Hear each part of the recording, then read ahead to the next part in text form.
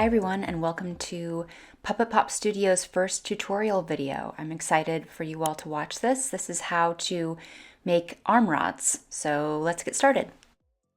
So first, for tools and materials, you're going to need a basic drill with a 3/32 drill bit, some epoxy, a ruler,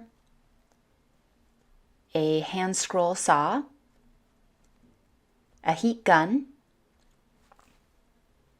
a cable cutter to cut welding rod,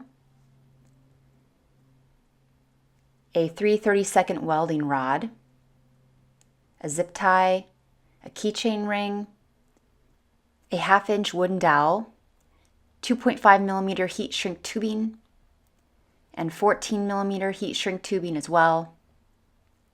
And first you want to measure about 4 inches for the wooden dowel itself and cut it at that 4-inch mark. Now you can make it longer or shorter, it's all dependent on what you want, but that's pretty much the length I usually use. Next, you're going to sand down the top and bottom parts of the wooden dowel if you hand cut it, particularly because it can be have some rough edges.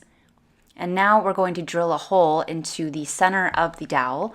Some folks actually opt to do the hole off center so that you can place your thumb on the dowel itself.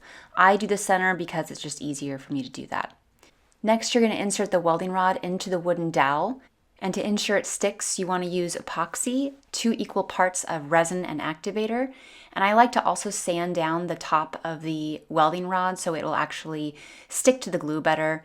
And you'll just mix it together like I did here, stick it in the rod itself, and make sure you scoop off any extra glue. Now you're going to insert the welding rod into the heat shrink tubing, the smaller one, and trim it down to size, and then also the same with the wooden dowel and the larger heat shrink tubing. Now you're going to start heating it, and this takes a few minutes, so you want to slowly rotate the top and bottom and heat it all the way around. And now once it's done, you're going to actually attach the keychain ring to the top of the welding rod using a zip tie. This is my workaround, so I don't have to actually bend the welding rod into a P shape. Now we're going to cover that P shape with gaffer's tape. Gaffer's tape is great because it's a cotton base, so it's super strong, used in television productions and other things. And we're basically just going to make a rectangular or square shape on it. Now lastly, we're going to trim the top and bottom of the wooden dowel itself so that we don't have that excess tubing. And then to cover the wooden pieces at the top and bottom, I'm just going to do a hacky thing and actually just use a Sharpie to cover both top and bottom. And you can also paint it if you'd like, however you'd want to cover it. And that's pretty much it.